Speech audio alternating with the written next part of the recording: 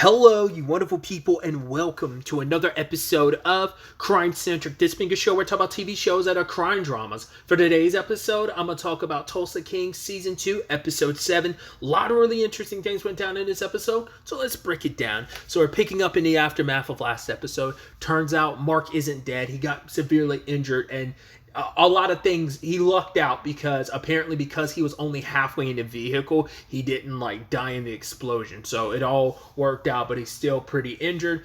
Doesn't change the fact is, as I figured as much, Tyson's family wasn't going to mess with him. Once again, she seemed a lot more okay with everything dealing with Dwight and Tyson being around him, but it's a different thing when nothing was necessarily confirmed, and he's just a guy you're driving around, so she doesn't really know all that they're mixed up in, because I'm sure a lot of that tussle with the biker gang last season, Mark kept that to himself.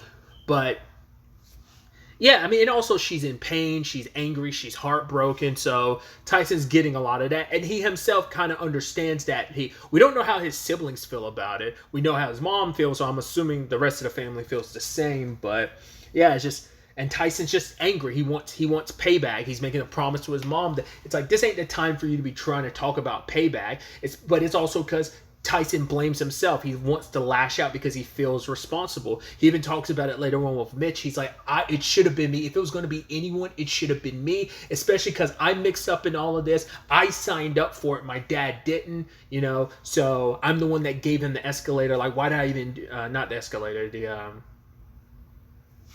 the navigator, why did I give that to him? It's like, you did that as a good gesture, that a good son trying to do right by your dad. Like, anyone would try and do that, so don't blame yourself. But Tyson's just so angry. He wants his get back. Because he's so certain KC is behind us, and it's like, which I think, once again, last episode I was like, well, they presented the multiple potentialities, but I'm like, it's definitely got to be Jackie doing it on his own. I doubt Thresher would sign off on it, because even Thresher, as hardcore as he tries to seem to be, even he gets taken back by how Jackie approaches himself. So I was like, he's not as cutthroat as he makes himself out to be, which is so interesting considering he was trying to get back in bed with the KC, but I guess it's like there's a certain decorum that they have that Jackie and them don't have, that Cal doesn't do well with their level of violence, because maybe they're so quick to jump to it, and maybe Bill wasn't always like that.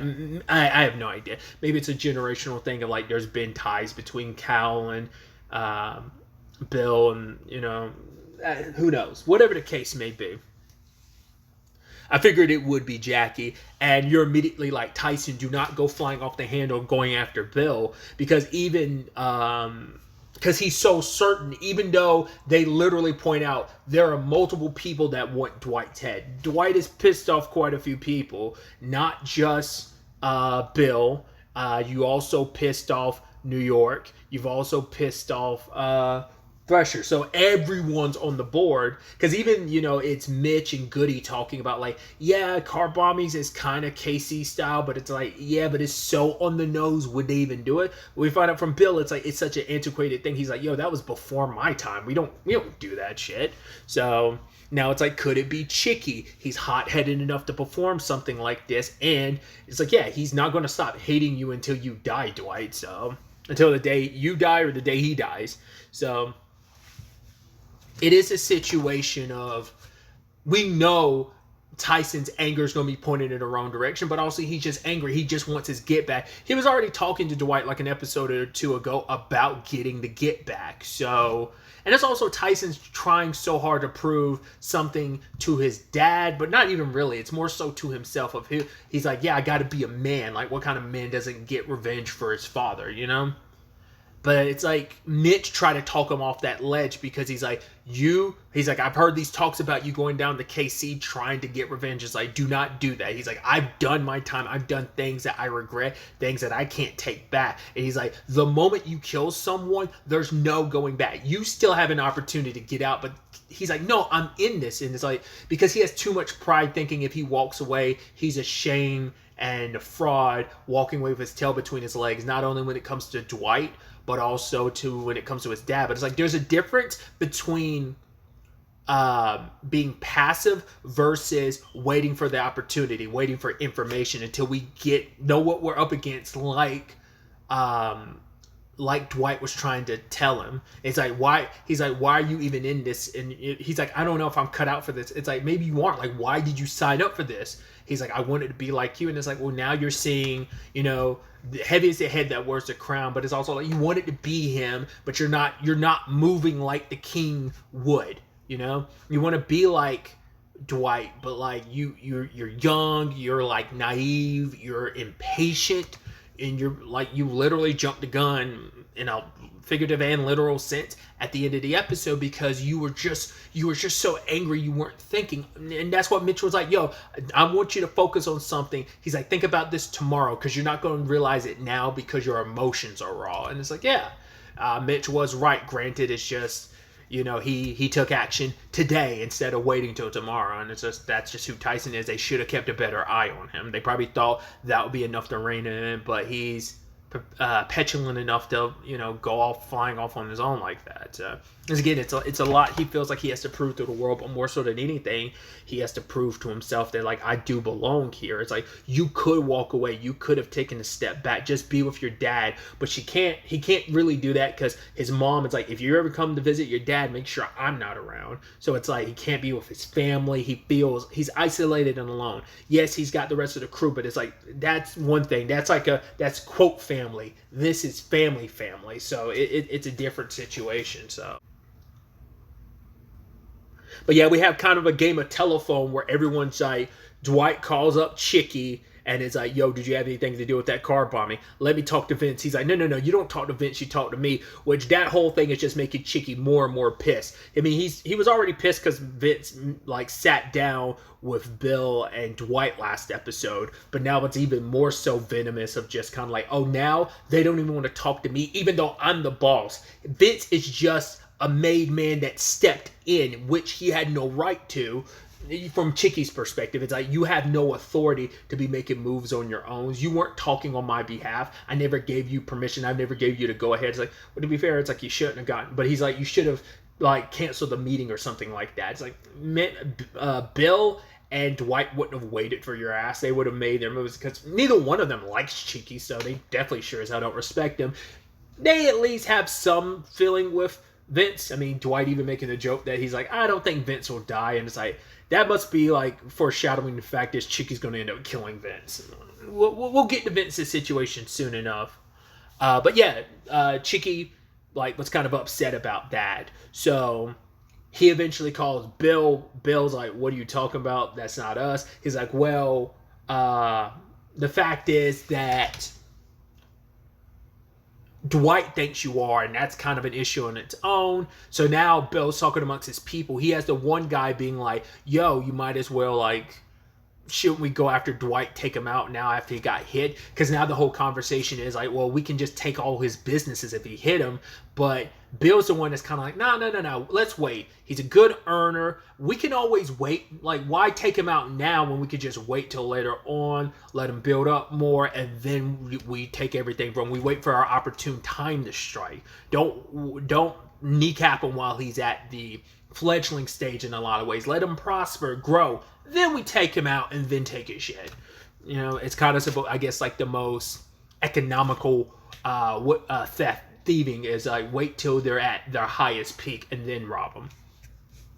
But also Bill doesn't want the war. Like, yes, he has his issues. It's like, right, you killed my right hand dude. We settled it. We squashed it. I still am irked by our deal, but it is what it is. So it won't benefit me. But they're also wondering, could Chicky be fucking us? Could he be trying to paint it like we're the bad guys when in actuality they're the ones that went after Dwight? But also Bill's like, that wouldn't make any sense because despite hating him, it's like that's just super unnecessary, especially considering they're not in a profitable position themselves. They got diddly squat. So doing that to Dwight would kind of be a moot point. So that's where we currently stand on that front. And then finally, well, because Dwight ended up meeting up with Paul again and it's like, yo, here's 10 G's, run this license plate, because they went to the house of the first house that Mark and Tyson went to last episode for Mark's job. got ring camera footage, was able to get part of the license plate, has Paul run it, gave him 10 G's to do it.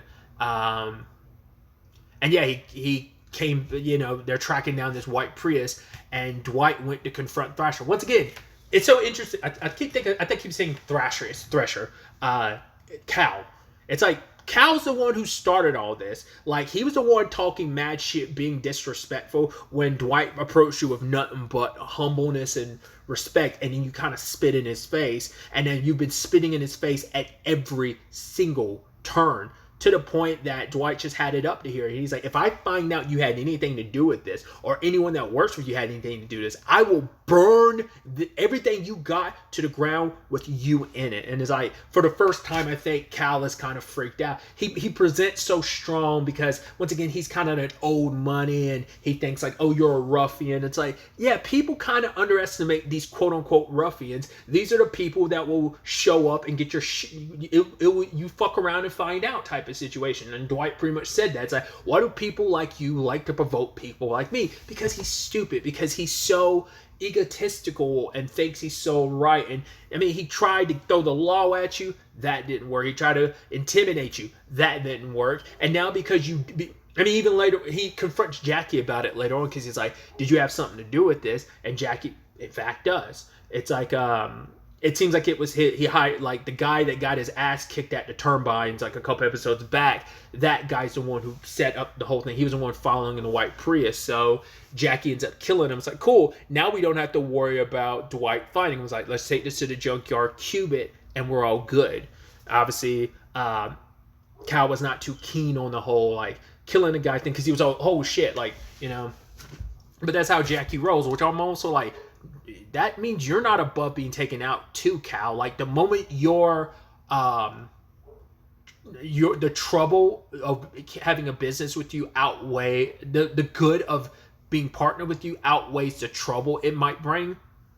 To be fair, Jackie's kind of bringing a lot of heat doing what he did. He's the one that was like, oh, the half measures, which apparently the way he said, like, oh, it should have been Tyson and his dad. So you're like, interesting. So you it wasn't like an accident. You knew, obviously, you were going after them, but it was meant to make a point against Dwight. It's like, yeah, but he would have retaliated regardless. So I don't know. But I guess if Tyson had died, they wouldn't have been able to, like, because Tyson being alive is what gave them the start they needed to eventually track this down to the white Prius and stuff. So yeah. Oh, we also had Dwight confronting Armand, being like, so, are you buddy-buddy with Thresher? He's like, no, I might have inadvertently mentioned something about the turbines, but I don't recall. He's like, I might have to beat you side of the head until you do recall. He's like, come on, like, I'm stuck in the middle. He's like, no. There is no middle, Armand. There is only one side. And it's like, that's the right side, which is my side. So it's going to be interesting to see what happens to Armand in all of this. To be fair, he confronted Cal last episode, and Cal put him in his place of like, yo, fall in line, because this is what it is. Are you stupid? What did you think this really was? So we'll see what moves Armand tries to make as he tries to walk this tightrope. But it's like, yeah, you probably don't want it getting back to Dwight that you screwed him over by talking to Cal and stuff like that. So currently the car has been disposed of by the end of the episode. So I don't know if there will be anything beyond that can trace it back to Jackie, because it's connected to a specific company, and I don't know if we're going to find out that company is like either it actually is a corporation under Cal's name. It's most likely like a shell corporation for like the Triad or whatever. I keep saying Triad. Like, do we know that that's who Jackie's tied to? Because I know they said like Chinese gangs, but it's like, well, the Triad's the one that I immediately go to, but I'm sure there probably are other specific gangs and stuff. But I mean, he could also not be part of some large like outfit like that, like the Triads. He could just be kind of his own gangster squad of like, oh, I'm my own. But it seems like Jackie's a middleman. Like he seems like he takes orders from on high, but I could be mistaken. And then all in the middle of this, we also have Dwight trying to figure out his love life. He's telling Margaret, like, yeah, we should probably cool it a little bit because he doesn't want to get, it's already an innocent bystander. Mark got involved in this, and last thing he wants is someone he cares about getting involved in this. He's trying to keep his family safe, which they're obviously worried about all this going down.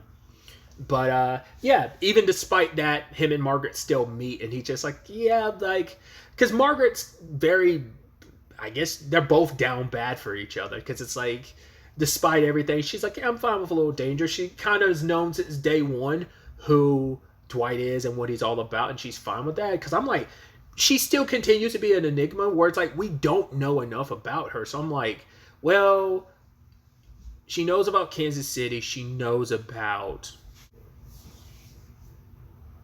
Cal. So I'm also wondering, like, does she have some, like, gangster mob ties into something? Like, was it something connected to her family? Did they move away? Like, is that something in her lineage, or is it just kind of a thing of, you're a bad boy and I like you? It could just be as simple as that. But because for her, she's just talking about, the tough times don't always go. There are good times and peaceful times as well. So she's willing to stick it out. But that's the thing. It's just like, why are you into me? It's kind of Dwight's big question. And it's just kind of like, it is interesting that despite all this, it's like, yeah, someone literally got blown up in a car, almost died, but you're perfectly fine sticking around Dwight despite knowing that. But it's always a thing of, you're fine with the fire until you get a little too close and get burned. So we'll see if she'll end up having that same energy. Once again, I think Tyson's family had that same energy, or at least his mom did. Dad has his reservations, but definitely, like, mom is on the other side of that now, being like, yeah, it wasn't just Tyson that got burnt, it was our entire family. It's also kind of an apt and also effed up metaphor to use in this regard, or analogy, considering, well, Mark did get burned up from the fire and stuff, so at least a little bit, but it's not as bad as it could obviously have been. Which, speaking of Mark, he did, obviously he was he was unconscious, but he could still hear Tyson when he stopped by. So he wakes up, tries to call Tyson, but no good. So he calls Dwight, which Dwight's like, fuck, what is that kid doing? Calls him, and he's sitting outside of Bill's property being like, yo, I'm ready to strike. But Dwight tells him, like, yo, we tracked down the car, just come back, don't do this. But before, like, who knows? Maybe if the conversation had continued, maybe Dwight would have been able to convince him.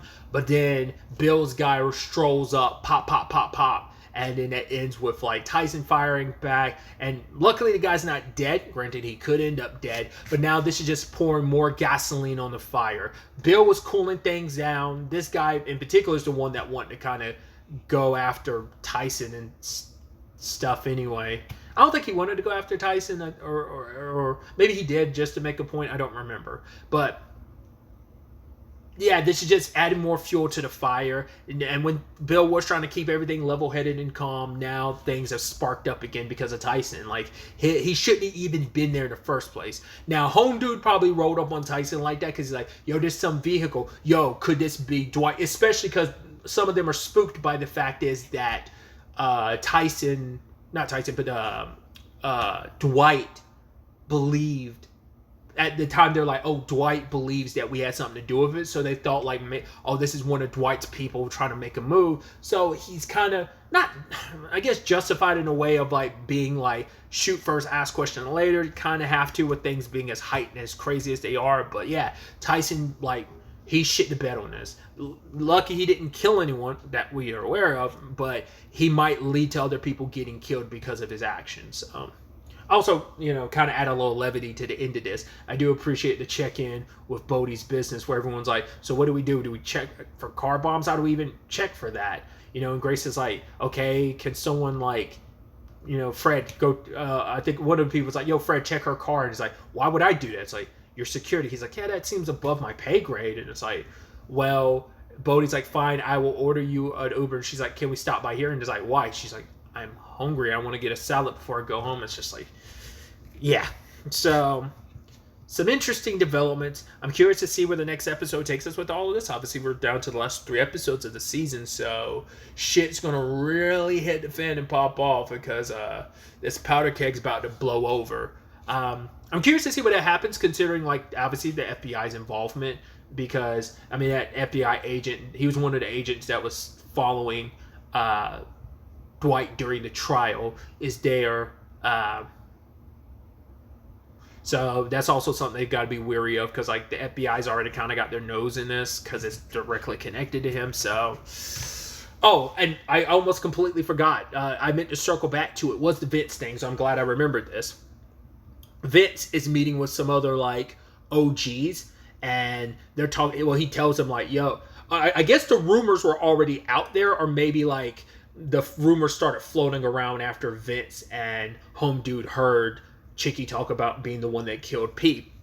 So now it's a situation of he believes like, yo, we can make good with Dwight, just we can't do that with Chicky. So Dwight's doing good on his own, and a lot of people there are like, yo, we got no smoke with Dwight. In fact, things have always been kosher between us and Dwight. Chicky's the big issue here. And so Vince is trying to get the go-ahead to basically remove Chicky. And the only way you're removing him from his position is he's not going to take that step down lightly. You're going to have to kill him. Now, my problem is, like, I mean, obviously they do the typical gangster thing of, what are you talking about? We didn't have this conversation. I don't know what you're talking about. But I get the feeling like word is going to get back to Chicky, and Chicky's going to kill Vince for it. Because that's what I was saying earlier. Like, I feel like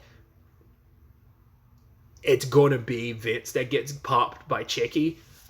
Maybe. Who knows? Maybe by the end of this, Vince is running this whole thing. But more than likely, it's going to be Chicky still running things, and he's going to pop Vince. Either someone there is going to run their mouth, or they're going to, like, run this up the ladder, but eventually, like, it finds its way back to Chicky. I don't know. I don't see Vince making it out of this. Might not make it out of next episode. Hell, he might. At the very least, I don't think he's making it out of this season. I don't think Chicky is either, but fuck, for all I know, like, he easily could. Just kind of be interesting. Just like I was worried about with Mark, it's just going to be interesting because, like, Dominic, who plays Chicky, was in season 2 of Reacher, and he played a good guy. He was on the opposite side of things. Instead of being a gangster, being a cop. Spoilers, his character didn't make it out the season, so I would kind of want his character. I'd be perfectly, which is sad because like that guy was a good guy. This character, like, well, we've known since season 1, knew pretty early on in the show how much Chicky sucked. So I won't shed no tears over it, but I just kind of feel bad where it's like, oh, here's another character you're playing. But I mean, it's just kind of like the rodeo of it all. It's just, you know, what happens to the character is what's best for the story typically. So, like, I'm rambling at this point in time. Just, yeah, I'm interested to see where it all takes us. But yeah, either way, till the next time we meet, be happy, be safe, live life to the fullest, and enjoy it. Good day and goodbye.